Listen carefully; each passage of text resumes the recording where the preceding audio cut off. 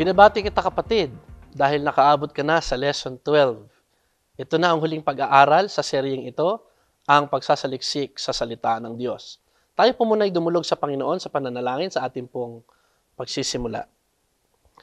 Dakilang Diyos, aming amang makalangit, nagpapasalamat po kami sa muling pagkakataong pinagkaloob mo sa amin na kami po ay makapag-aral ng iyo pong mga banal na salita. Sa muli po, humihiling kami ng iyo pong patuloy na paggabay at pagtulong sa amin na hindi lamang po namin maisaisip, bagkos maisapuso po namin at maisapamuhay ang iyo pong mga banal na aral. Dalangin ko po, Panginoon, na pagkalooban mo nga kami ng kalakasan na matupad po namin ang iyo pong banal na kalooban sa aming mga buhay. Sa iyo po ang lahat ng karangalan at papuri sa pangalan ng aming Panginoong Hesukristo. Amen. Karamihan po sa ating pag-aaralan ngayon ay hango mula sa huling libro ng banal na kasulatan. Kung tawagin po ay The Book of Revelation o sa Tagalog ay Apokalipsis o libro ng pahayag. Marami pong umiiwas o di naman kaya natatakot na basahin ito, pag-aralan ito, dahil ang librong ito po ay naghahayag ng mga, sabihin na nating mga kahindik-hindik na pangyayari sa katapusan po ng panahon. Pero kung ganito po ang magiging pananaw natin, hindi po nating lubusan ma-appreciate yung kagandahan ng plano ng Diyos para sa atin sapagkat ang libro po ng Revelation ay hindi lamang tungkol sa mga pangyayari sa panghinaharap. Kung hindi higit sa lahat, ito po ay ang kapahayagan ng ating Panginoong Hesus. The Book of Revelation is the revelation of our Lord Jesus Christ. Sa librong ito po, masasaksihan natin na siya po yung bilang tagapagligtas na hindi na po siya yung tagapagligtas na nakabayubay sa krus ng Kalbaryo. Kung hindi, siya na po yung makapangyarihang hari ng mga hari. Hindi na po siya yung nagtitiis at nahihirapang kordero ng Diyos, kundi siya na ang leyon ng tribo ng Huda. Wala na po yung putong na korona ng tinik na kinurona nila sa kanyang ulunan. Bagkus, napuputungan na po siya ng koronang makinang at maluwalhati bilang ating Panginoon ng mga Panginoon. Ang kasamaan po ay tuluyan niyang gagapiin, ang kanyang bayang banal ay kanyang kakalingain, at ang mga banal ay magkakamit ng katagumpayan at gantimpala doon sa walang hanggang lungsod na ang Diyos mismo ang nagtayo, ang bagong Jerusalem. Kaya naman bago po nating tuluyang simulan ng ating aralin ngayon, nais ko pong ipaunawa sa atin na wala po tayong dapat ikatakot. Pinapaunawa po sa atin ng ating Panginoon ang mga bagay na darating upang tayo ay maging lubusang handa. Nasasama po tayo sa ating Panginoon sa kanyang nalalapit na pagbabalik.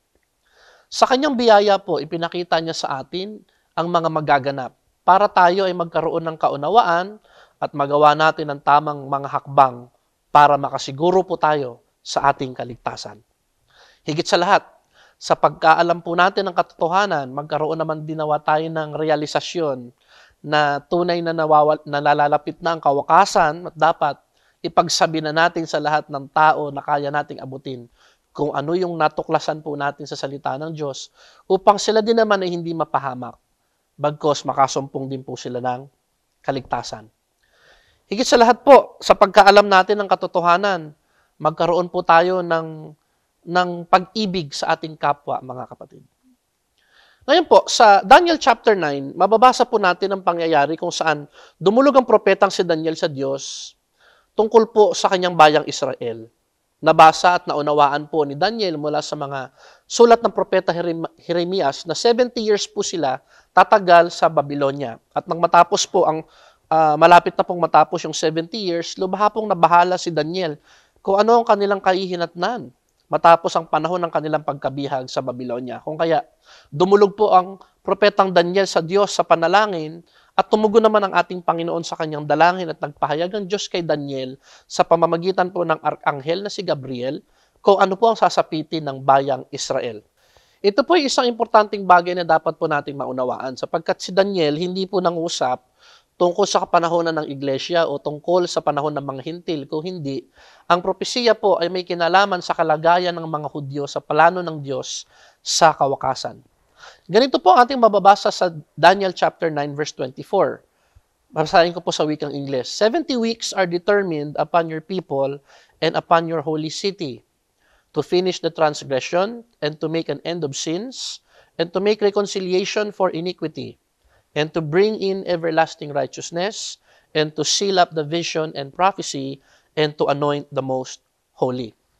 Ayon po rito, mayroon daw pong 70 sanglinggo ang itinakda para sa sambayanan ng Israel at ng lungsod ng Jerusalem.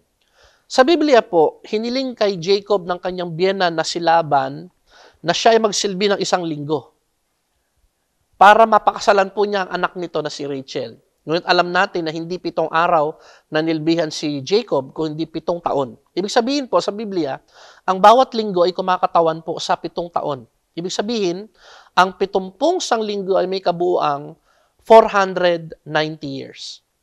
Para saan daw po ang 490 years na ito? Ayon po sa propesiya na binanggit po ni Arkanghel Gabriel kay Daniel.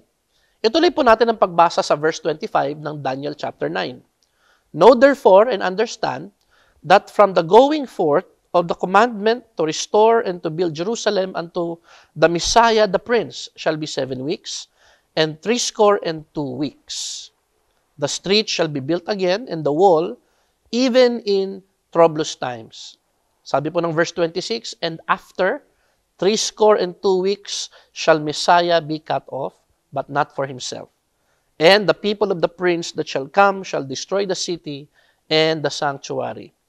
And the end thereof shall be with the flood, and unto the end of the war desolations are determined.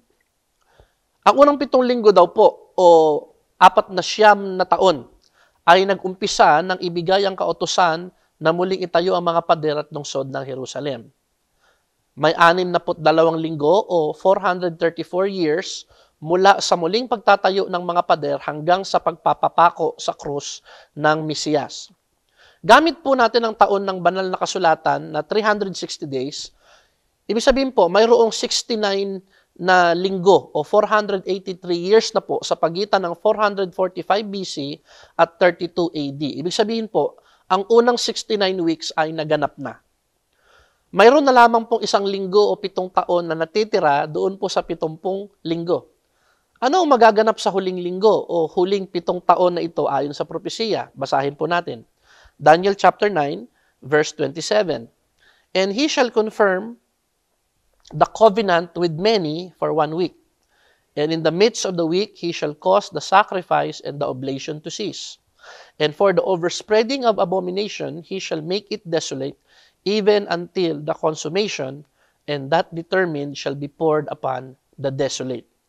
Sa huling 7 taon yaon, ang sabi ng Biblia, itatatag ng Antikristo ang kanyang masamang sistema. Siya po yung tinutukoy na prinsipeng darating doon po sa talatang 26. Sa unang bahagi po ng ika-70 linggo ay magkakaroon ng Antikristo ng kasunduan o isang tipanan sa mga Hudyo na kanyang sisirain sa kalagitnaan ng 7 taon. Ibig sabihin po, sa ika-3 at kalahating taon po ito noong 7 taon na ating pinag-uusapan. Ang mga sumusunod po na pangyayari ay siyang tinatawag ng Biblia na matinding kapighatian o Great Tribulation. Dahil sa alam nating hindi pa nagpapakita at nagpapakilala mismo ang Antikristo, naunawaan po natin na ang huling 7 taon ay magaganap pa lamang. Marahil inyo pong tinatanong bakit nagkaroon ng mahabang pagitan magmula po sa katuparan noong 483 years at yung pong huling 7 years. Atin pong balikan ang sinabi ng Arkanghel na si Gabriel na ang propesiyang kanyang ibinigay mula sa Diyos ay tungkol sa kahihinatnan ng bayang Israel. Matapos ang pagkamatay at pagkabuhay muli ng ating Panginoong Hesukristo, nasa dakilang plano niya na bigyan din ng pagkakataon sa kaligtasan maging ang mga hintil. Sa umpisa, ang mga alagad ng ating Panginoong Hesus, nangaral lamang po sila sa mga kapwa nila Hudyo. Ngunit nang masaksihan nilang maging ang mga Hudyo, maging mga hintil ay tumanggap din ng bautismo ng banal na Espiritu kagaya nila. Doon po nila naunawaan na niloob din pala ng ating Diyos na magtamo rin ng kaligtasan maging ang mga hintil. Ito po ang dahilan kung bakit hindi napakita kay Daniel ang bahaging ito sapagkat ito po ay tungkol sa mga hintil at hindi para sa mga Hudyo. ito rin ay isang matibay na batayan na ang pag-agaw o panahon ng rapture ay magaganap po bago ang matinding kapighatian. Sapagkat uunahin ng Panginoon, wakasan ang panahon ng biyaya bago po niya ituloy muli ang panahon para naman po sa bayan ng Israel. Ang panahon po ng iglesia ay magpapatuloy hanggang sa panahon po ng pag-agaw o yung pong tinawag nating rapture.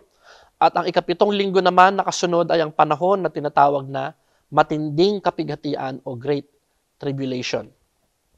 Sa loob po ng 7 taon na yan ng kapighatian, ang Antikristo, nakakasangkapanin po ni Satanas mismo ay magdadala ng iba't ibang kapahamakan sa lupa. Yung pong mga mapangwasak na pangyayaring ito ay ipinakikilala ng Biblia sa pamamagitan ng mga tatak, mga trompeta, at mga mangkok ng paghuhukom na ibubuhos sa lupa. Mababasa po natin yan sa Revelation chapter 6, chapter 8, chapter 9, chapter 15, at chapter 16. Sa panahong ito po, ang mga tao sa daigdig ay dadaan sa panahon ng matinding pagdurusa na hindi pa naranas kailanman ng mundo. Umpisahan po natin yung pong mga binanggit ng Biblia tungkol sa mga tatak. Diyan po sa Revelation chapter 6, chapter 8, and 7. Chapter 8, verse 7. Inilalarawan po ng mga selyong ito ang mga susunod na kaganapan. Una, mayroon pong isang masamang pinuno na karaniwang tinatawag nating Antikristo, pamumunuan po niya ang buong daigdig. Ikalawa, darating po ang isang matinding digmaan, kasunod po nito ang taggutom at kamatayan. 1/4 po ng population ng mundo ang mamamatay ayon po sa propesiyang ito. At magkakaroon daw po ng maraming pag-uusig sa mga taong bumaling sa Diyos sa panahon po ng matinding kapighatian. Ang mga sakuna na lindol ay makakagambala sa mundo at ang buwan ay magiging tila dugo at ang mga tao daw po ay magtatago sa mga kabundukan sa kanila pong takot. Kaya naman po natin yung mga binanggit ng Biblia tungkol sa mga trompeta. Matatagpuan po natin sa Revelation chapter 8 at chapter 9. Sa panahon po ng mga paghuhukom na ito ay babagsak ang graniso at apoy. Masusunog po ang ikatlong bahagi ng lupa. Magkakaroon din po ng bumabagsak na bulalakaw, sisirain po nito isang katlo ng sangkatauhan. Mamamatay ang mga isda sa dagat, isang katlo ng dagat ay magiging dugo. Ang mga lason ay makakahawa sa isang katlo ng supply ng tubig at marami po ang mamamatay. Darating po ang kadiliman, malaking kadiliman sa mundo. At sa loob ng 5 buwan, mayroon pang mga alakdan na kakagat po sa mga tao na iiwasan po ng mga tao. At ang very significant po rito, 100,000 kataong hukbo ang papatay sa isang katlo ng populasyon ng daigdig.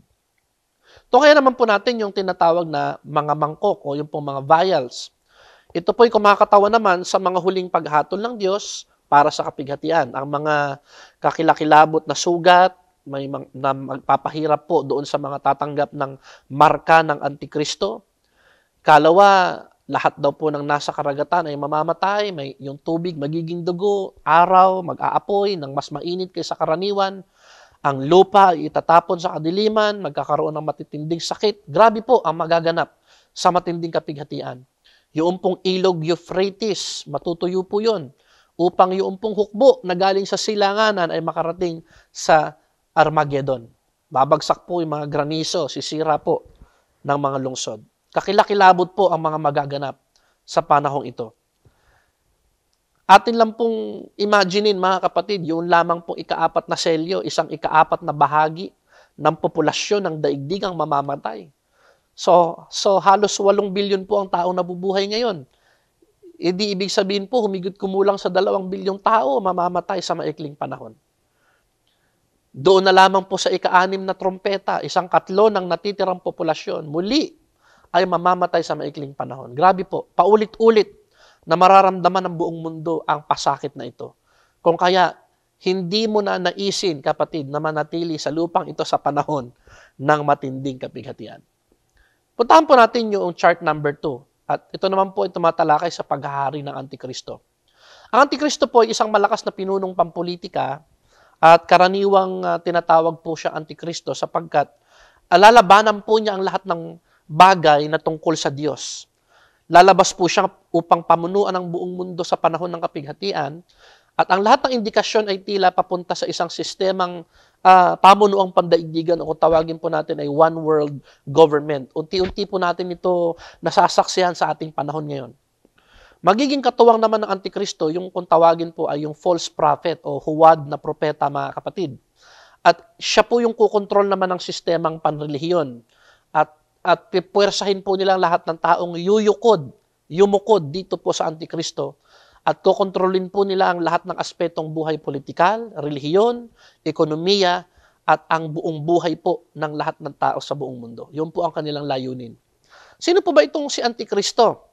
Inilalarawan po ng ikalawang Tesalonica sa chapter 2 po, verse 3 hanggang 10, ang masamang pinunong ito. Tinawag po siyang man of sin o tao ng kasalanan. Hindi lamang po kasi siyang taong makasalanan. Kung hindi, kumbaga sa English siya po yung embodiment. No? He will be the embodiment of sin dahil kukubabawin po siya ni Satanas mismo. Bakit po Antikristo ang tawag? Dahil kakalabanin niya ang Diyos. Itataas niya ang kanyang sarili, idideklara niya ang kanyang sarili na siya po ang Diyos. Uupo po siya sa templo, ipapakita niya ang kanyang sarili, at ipapakilala po niya ang kanyang sariling Diyos. Dahil po dito, bibigyan siya mismo ng kapangyarihan ni Satanas. Nagagawa po siya ng mga himala at kababalaghan, mga kapatid. Para po, linlangin po niya yung mga taong madali pong mapaniwala. At yung pong mga taong hindi nagmamahal sa katotohanan.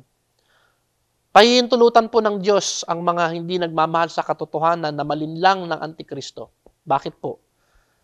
Dahil sila po ay naniwala sa kasinungalingan, kaya sila po ay mapapahamak. Kaya inilalarawan po ng Apokalipsis o ng Revelation chapter 13 ang man of sin o ang Antikristo bilang isang hayop na umahon mula sa dagat. Sabi ng Biblia, ibibigay sa kanya ng dragon o ni Satanas ang kanyang otoridad at kapangyarihan. Ang isang mundong sistema po ng pamahalaan ay sa ilang diwa, isang muling pagkabuhay po. Noon po ating binanggit sa Lesson 11, yung pong pagkabuhay muli ng lumang imperyo ng Roma. Dahil sasambahin po ng mga tao ang halimaw, magkakaroon po ng kabuuang kapangyarihan ang halimaw o ang Antikristo sa huling 3.5 taon ng matinding kapighatian. Lalapastanganin po nila ang ating Panginoong Diyos. Lalapastanganin nila ang kanyang pangalan at ang mga naninirahan sa langit. Makikidigma ang Antikristo at uusigin po niya yung mga taong sumasampalataya sa Diyos sa panahon ng matinding kapighatian. At ito po yung pinakamatindi. Puwersahan po nila, patatanggapin ang lahat ng tao ng isang marka sa kanang kamay o sa noo. At ang walang marka ay hindi po makakapagbili at makakabili. Ang sabi po ng Biblia, ang kanyang numero ay ang numero ng tao, 666 o 666. Pero narito po isang good news, mga kapatid, sapagkat ang sabi rin po ng banal na kasulatan, ang Antikristo, darating po ang oras niya at siya po ay pupuksain ng Panginoong Hesukristo sa Armageddon, mga kapatid. Pag-usapan naman po natin kagyat, ito pong kung tawagin ay huwad na propeta o false prophet. Ito pong false prophet ay isang relihiyong pagsasanib puwersa ng relihiyon at ng estado. Inilalarawan po ng Revelation chapter 13 ang pinunong ito ng relihiyon na makikipagtulungan po siya sa Antikristo. Tutulungan po niya ang Antikristo sa pagkamit ng kataas-taasang panunungkulan po sa daigdig. Ito pong huwad na propeta, binanggit po ng 3 beses po ito sa Biblia, sa Revelation 16, sa 19 at sa chapter 20. Ayon po sa chapter 13, ito pong huwad na propeta ay gagamit ng dakilang kapangyarihan. Siya daw po ay magiging dahilan upang ang mga tao ay sumamba sa Antikristo at magpasakop sa sistema ng mundo. Magsasagawa siya ng mga himala sa pamamagitan ng kapangyarihan ni Satanas. At siya po ay magiging isang manlilinlang. Magkakaroon din po siya ng larawan ni Antikristo, gagawa po siya ng larawan ni Antikristo, mga kapatid, at bibigyan niya ng buhay yung larawan at pahihintulutan po niyang magsalita yung larawan.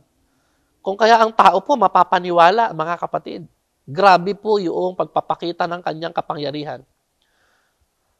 Bukod po doon, papatayin po niya ang lahat ng hindi sasamba sa larawan ng halimaw. Punta po natin yung chart number 3. Ito naman po yung tumatalakay sa labanan ng Armageddon. Ano po ba itong Battle of Armageddon? Sa Israel po, may tinatawag na lambak ng Jezreel, no? O yung po tawagin nating Esdraelon Valley. Yan po yung matatagpuan sa kanluran ng Jordan River. Sa silangan naman po yung Mediterranean Sea. Ito po yung nasa Israel. Tinatawag din po itong Valley of Megiddo. Sinasabi po ng Biblia na dito sa lugar na ito, magaganap po yung pagtutuos. Grabe po ito. Pagtutuos ng hukbo ng Antikristo at ng hukbo ng ating Panginoong Hesukristo. Babalikan po natin mamaya yung pong ilan pang detalye tungkol sa Armageddon. Sapagkat sa Revelation chapter 7 po, may binabanggit dito na 144,000 na tinatakan ng ating Panginoong Diyos. Ang Antikristo po, kasama yung huwad na propeta, mamamahala po sa mundo gamit yung kamay na bakal sa loob po ng 3.5 taon. Palalawakin po nila yung kanilang kontrol sa politika, relihiyon, pang-ekonomiya po ng buong mundo. Ngunit ang sabi po ng Biblia, iingatan ng Diyos, ito pong 144,000 na ito. Tatatakan sila ng Panginoon. At ang mga Hudyong ito, yung mga taong maniniwala sa ating Panginoong Kristo. Kung kaya ililigtas po niya ang nalalabing ito at itatago po niya ito sa mapangwasak na kapangyarihan ng Antikristo. So balikan po natin yung Armageddon. Sa pamumuno po nitong Antikristo, sa matinding kapighatian, itong mga Hudyo magiging tinik po ito sa kanyang lalamunan. Sapagkat lilinlangin po ng Antikristo yung buong mundo. Mapapasailalim sa kanyang pamumuno ang buong mundo. Ngunit, hindi po susuko sa kanya ang bansang Israel. Dahil po dito, paliligiran niya ng kanyang mga hukbo, yung pong mga bansang napasailalim sa kanyang puwersa, paliligiran po nila ang bansang Israel at pilit po nila itong paluluhurin at pasusukuin sa kanila. Sa panahong ito, tatawag po ang Israel sa Mesiyas na kanilang matagal nang hinahanap at hinihintay. At ang Panginoong Hesus po'y didinig sa kanilang dalangin. At ang ating Panginoong Hesukristo mismo ang bababa mula sa langit kasama ng mga banal upang iligtas po ang Israel. Sa Revelation chapter 19, verse 19, ganito pong ating mababasa, at nakita ko ang hayop at ang hari ng mga lupa at ang kanilang mga hukbo na nangagkakatipon upang makipagdigma sa nakasakay sa kabayo at laban sa kanyang hukbo. Ito pong labanan ng Armageddon, mga kapatid. Ito po ang magiging katapusan ng matinding kapighatian. Ito po kasi yung magiging huling pag-atake ng Antikristo laban sa Diyos at sa kanyang bayan. Siya po ay personal na darating upang wakasan ang masama at mabagsik na paghahari sa lupa ng Antikristo at ng kanyang sistema. Pagkatapos po ng labanang ito, itatakda ni Jesus yung pong kung tawagin ay millennial reign o yung 1,000 taon pala. 1,000 taong paghahari mismo ng ating pong Panginoong Hesukristo. Doon po sa Revelation chapter 19, sa verse 11, sa 14 at 16, meron pong nakita si Apostle John. Nabanggit po rito ang tungkol sa hari ng mga hari at Panginoon ng mga Panginoon. Basahin ko po sa wikang Tagalog. Sabi dito, nakita kong bukas ang langit at narito ang isang kabayong maputi at ang nakasakay dito'y tinatawag na tapat at totoo. At sa katuwiran, siya'y humahatol at nakikipagbaka. Verse 14, ang mga hukbong nasa langit ay sumusunod sa kanya na mga nakasakay sa mga kabayong puti at nangararamtan niya ng mahalagang linong maputi at dalisay. At siya'y mayroong isang pangalang nakasulat sa kanyang damit at sa kanyang hita, Hari ng mga hari at Panginoon ng mga Panginoon. Darating po si Jesus kasama ng kanyang mga banal upang wakasan ang paghahari ng halimaw at sirain ang kanyang sistema na kanya pong ipinanggapos sa sanlibutan. Narito po ang paghatol sa halimaw at huwad na propeta ayon po sa Revelation chapter 19 verse 20, at nahuli ang halimaw at kasama niya ang bulaang propeta at ang dalawang ito ay itinapon na buhay sa dagat-dagatang apoy na nagniningas sa asupre.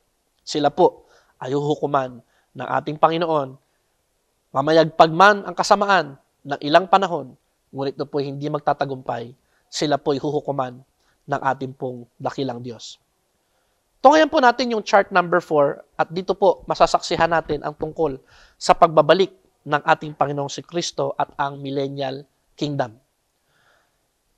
Kapag si Jesucristo po ay dumating, sabi po ng Bible, sa kanyang pagdating kasama ang kanyang mga hukbo sa Armageddon, siya po ay bababa sa bundok ng mga olibo. At dito po, ang bundok ng olibo ay mabibiyak sa gitna. At sabi po ng Biblia, magibiyak to sa gitna, sa dakong silangan at sa dakong kanluran, magkakaroon ng isang napakalaking libis. Ito pong pagkahati ng bundok ng olibo, mga kapatid, ay isa na namang katuparan sa isang propesiya, sapagkat ito po ay sisimbolo ng monumento ng pagliligtas ng ating pong Panginoon. Ito po yung magiging memorial para sa kanila, na kanilang masasaksihan na ang bumalik para sa kanila at ang bumaba ay ang Mesiyas na kanilang matagal nang hinihintay. Ang sabi po ng libro ni Zechariah, chapter 14, verse 9, at ang Panginoon ay magiging hari sa buong lupa. Sa araw na yaon ay magkakaroon ng iisang Panginoon at ang kanyang pangalan ay iisa. Maghahari po sa lupa sa loob ng 1,000 taon ng ating Panginoon. At sabi po ng Revelation chapter 20 verse 6, mapalad at banal ang mga may bahagi sa unang pagkabuhay na mag-uli. Sa kanila'y walang kapangyarihan ang ikalawang kamatayan, kundi sila'y magiging mga saserdote ng Diyos at ni Kristo at mga haharing kasama niya ng 1,000 taon. Susunod po dito ang paghuhukom ng mga bansa. Sabi po ng Matthew 25:31, ang mga bansa sa mundo na nagpala o umusig sa mga Hudyo, lalo na sa panahon ng kapaghatian, ay hahatulan.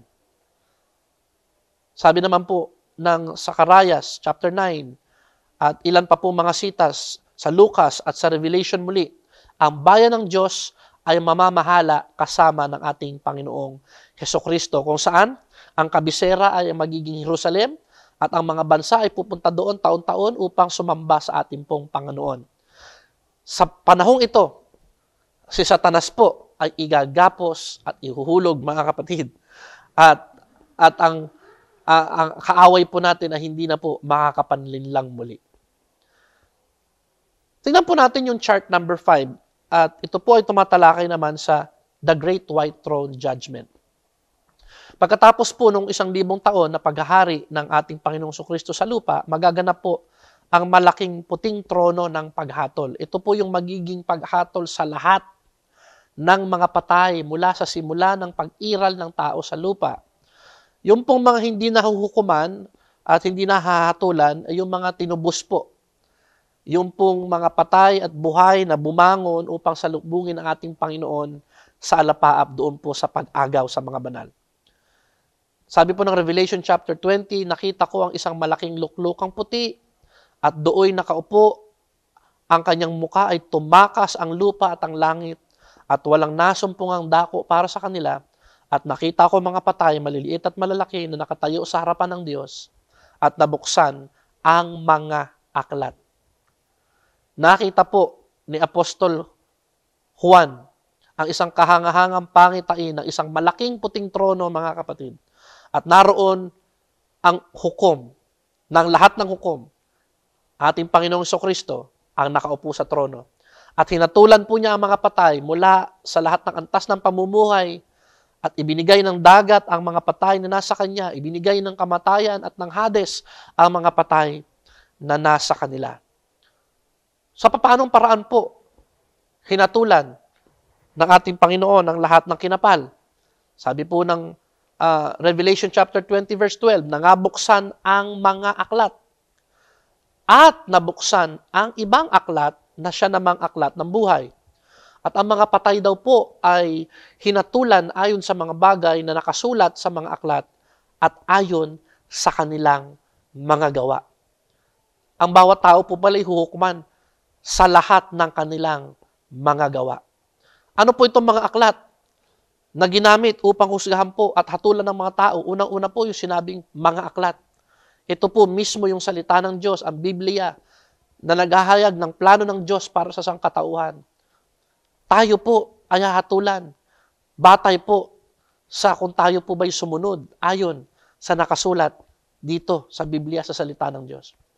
Ganun din po, sabi dito, nakatalang kasaysayan ng buhay ng bawat tao, bubuksan din po yung libro na yon. Yung buong aklat naman ng buhay, aklat na may mga pangalan ng matuwid, mga pangalan ng mga taong tumanggap ng kaligtasan, nakasulat po doon, mga kapatid. At ang sabi po ng Revelation chapter 20 verse 15, ang mga pangalan na wala sa aklat ng buhay ay itatapon po sa dagat-dagatang apoy.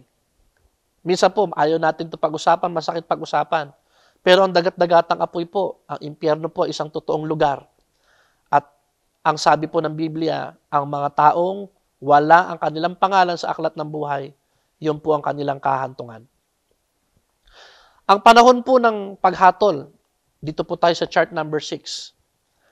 Doon po sa puting trono, hindi po na ilarawan ng masyadong detalyado, ngunit ang Biblia po ay nagbibigay sa atin ng ilang mga pananaw na talaga namang kasiyasiya, mga kapatid. Una po, sinasabi ng ikalawang Pedro, chapter 3, verse 10, sabi po dito, darating ang araw ng Panginoon na parang magnanakaw sa gabi, kung saan ang langit ay lilipas na may malaking ingay, at ang mga elemento ay matutunaw sa matinding init, ang lupa naman at ang mga gawa na naririto ay masusunog. Ang buong lupa po at ang kalawakan, sa palibot nito ay magniningas. Lahat ng ginawa ng sangkatauhan sa lupa ay susunugin at mawawasak, mga kapatid. Lahat po ng bagay na ipinundar ng tao sa sanlibutan ito ay ganap pong mapapawi. Ang lupa at ang langit ay lubusan pong mapaparam. Tanging ang mga bagay po na ginawa natin para kay Kristo, yun lamang po ang mananatili sa pangwalang hanggan. At nakita ko, ang sabi muli ni Apostol Juan, ang isang bagong langit at ang isang bagong lupa, sapagkat ang unang langit at ang unang lupa ay lumipas na at wala ng dagat. Tayo, ayon sa kanyang pangako, ay naghihintay ng mga bagong langit at isang bagong lupa na kinaroroonan ng katuwiran. Inihambing po ng Apostol Pedro ang pagbabagong ito sa baha noong pong panahon ni Noe, kung saan napuno po ng tubig ang buong sanlibutan at namatay po. Pinahihiwatig ng paghambing na ito na babaguhin ng Diyos ang langit at ang lupa sa halip na lumikha po siya ng panibago mula sa wala. Ang lupa ay ganap na binago ng tubig, ngunit hindi po nawasak. Magiging ganito po yung pagkapugnaw. No? Magpapalitan po lahat ng atin pong Panginoon ng lahat ng bagay. Nakita po ni Juan ang isang magandang lungsod. Ito po ang nakakatuwa sa lahat. Nakita po ni Juan ang isang magandang lungsod na bumababa mula sa presensya ng Diyos. Sabi niya, ako si Juan, nakita ko ang banal na lungsod, ang bagong Jerusalem na nananaog mula sa langit, mula sa Diyos, na nakahandang gaya ng isang kasintahang babae na nagagayakan para sa kanyang asawa. Magkakaroon po ng bagong langit, bagong lupa, at bagong lungsod. Sinabi ni Jesus, sa bahay ng aking ama, maraming mansyon, at ipaghahanda ko kayo ng isang dako para sa inyo, upang kung nasaan ako naroroon, doon din naman kayo paroroon. Gumagamit po ang libro ng Revelation ng mga kahangahangang imahe upang ilarawan po sa atin ang ganda, ang karilagan, ang kagilagilas na atin po matatanaw, masasaksihan doon po sa walang hanggang tahanan ng mga tao ng Diyos. Inilalarawan po ang lungsod na ito bilang isang perfect square, mga kapatid. No? 1,500 miles wide, 1,500 miles high, 1,500 miles deep. Yung pong haba, luwang at taas po niya. Pantay po ang dimensyon. At ayon po sa Biblia, gawa po ang lungsod na ito sa purong ginto, tulad ng malinaw na salamin. Purihin ang Diyos. Yung pong mga dingding ay haspe, mga kapatid. At lipos po, mga kapatid, ng iba't ibang mga precious stones. Pag binasa nga po ninyo yung pong account sa Revelation, mga kapatid, ang dami po doon na parang ngayon pa lamang natin narinig. Yung pong mga iba't ibang uri po ng precious stones. Pero doon po sa langit, ito po yung dingding, mga kapatid, noon pong banal na syudad. At alam po ninyo, yung pong pintuan, yung pong gate, mga kapatid, ay gawa po sa isa lamang perlas. Gaano po kalaking perlas ang pinag-uusapan natin, mga kapatid. At ang napakaganda, sabi ng Biblia, ang lungsod na ito hindi na mangangailangan ng araw o buwan o bituin na sisikat sa kanya sapagkat ang ating Panginoong Jesucristo po mismo ang magiging liwanag ng syudad na iyon. At mula po sa trono ng Diyos, dadaloy ang apat na ilog. At naroon ang puno ng buhay na namumunga ng iba't ibang prutas at sa bawat buwan, mga kapatid. Iba-ibang prutas po ang namumunga doon. Bibigyan daw po tayo ng Panginoon ng karapatan na pumitas mula dito at tayo ay isa sa Panginoon sa habang panahon. Yung po mga temporal na bagay ay titigil na, mga kapatid. At ang pag-asa ng matuwid mula sa lahat ng panahon ay magkakaroon na po ng katuparan. At doon tayo ay mabubuhay kasama ng ating pong Panginoong Jesucristo magpakailan, kailan paman. Purihin ang ating pong Panginoon. Kapatid ko at kaibigan, may lugar na inihanda ang ating Panginoon para po sa mga taong umiibig sa Kanya, sa kanilang magsusuko ng kanilang buong buhay at pagsamba sa Kanya. Isang lugar daw po ito na wala ng pagluha, wala ng kahirapan, wala ng karamdaman, wala ng pasakit, at higit sa lahat, makikita natin ang ating Panginoong Hesukristo ng mukhaan. At tayo ay mamumuhay sa ilalim ng sinag ng Kanyang kaliwanagan.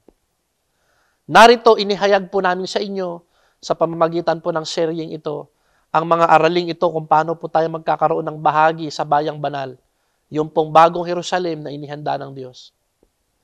Ang aming pong panalangin, makasama po namin kayo sa nalalapit na pagbabalik ng ating Panginoong Hesukristo. Sa muli, ang aking pong tanong sa iyo, kapatid kaibigan, ikaw ba ay handa na? Tayo po'y manalangin. Dakilang Diyos,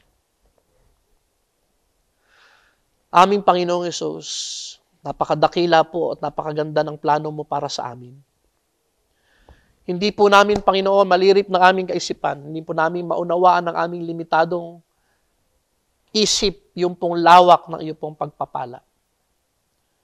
Panginoon, bigyan mo po kami ng katatagan na mapagtagumpayan po namin ang mga hamon patuloy sa buhay na ito at sa amin pong pananampalataya.